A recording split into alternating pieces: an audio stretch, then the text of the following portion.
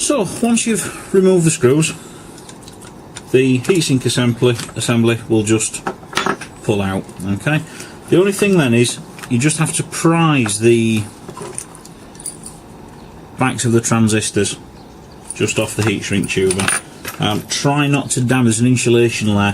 Try not to damage it if at all possible, because if you break that layer and one of the transistors shorts out against the chassis, that would be bad. Okay, I've just freed mine up a little bit, and as you can see, look, I can just about, the cable release is horrible on these things, I must say, but there we go, look, there's my board out, and you can see, and I will be honest, I did cheat. I had to do this the other day because I needed my charger. You will see the screws, there's one there that holds the post in, and all you have to do is simply remove the posts and cut about 3/8 of an inch off them. Okay, so I've just tightened my posts up a little bit.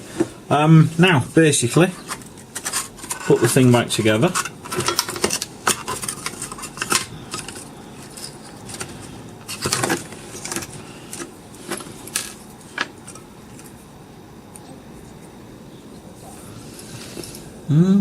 This is where a magnetic screwdriver really helps.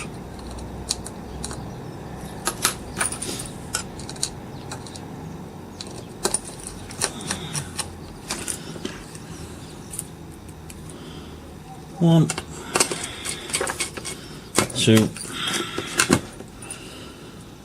3 and 4.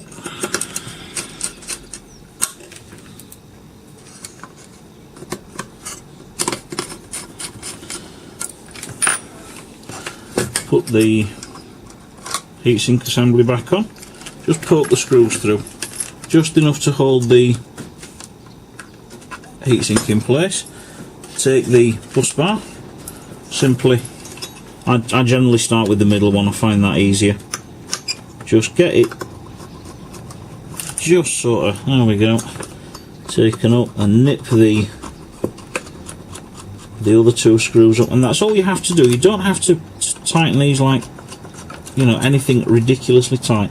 So long as the backs of the MOSFET transistors here, so long as they are pushed up against the heat shrink, against the insulation material, that's all that matters. Just a final nip. There we go.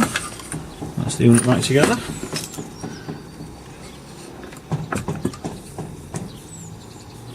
Here's the LCD, which we prepared in the other video.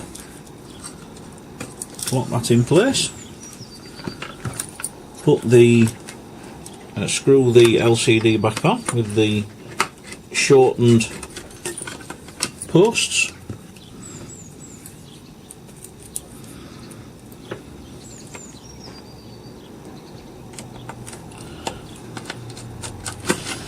Like so. There we go. That's that back together. Reattach the case. Obviously, don't forget the fan. Just route the fan wire out of the way. When you put the case back on these, sometimes you just have to fiddle with the buttons a little bit so the case sits flush on. Okay, there we go.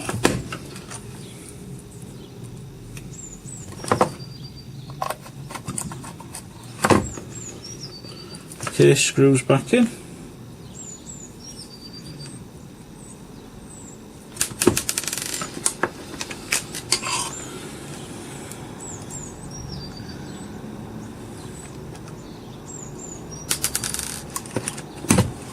So always one.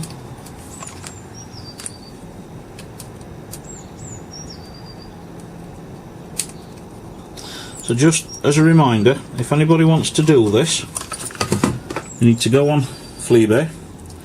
You need a 16:2 backlit LCD, and just check that the it says it's I'm sure it's HD 778 or there is another one which these are, which is an SA something compatible, but they're the most common kind of LCD display you can buy. Right, okay, there we go. Look, there's the charger back on. I'm just going to pull the curtains to make it a little bit darker in here because it's a really sunny day today. Can you see the display? Yeah. Okay, here we go. Oh yes, I think you'll agree that that looks very nice. The camera is showing, there's on the LCD display there's almost like a glow. That isn't how it is. The back of the display is essentially all but black. It's the writing that's vivid red. But very simple mod, doesn't take long at all, probably an hour tops. And it makes an incredible difference.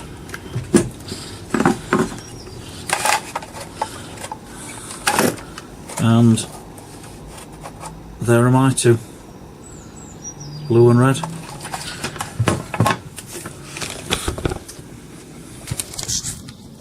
I hope you enjoyed. Bye bye.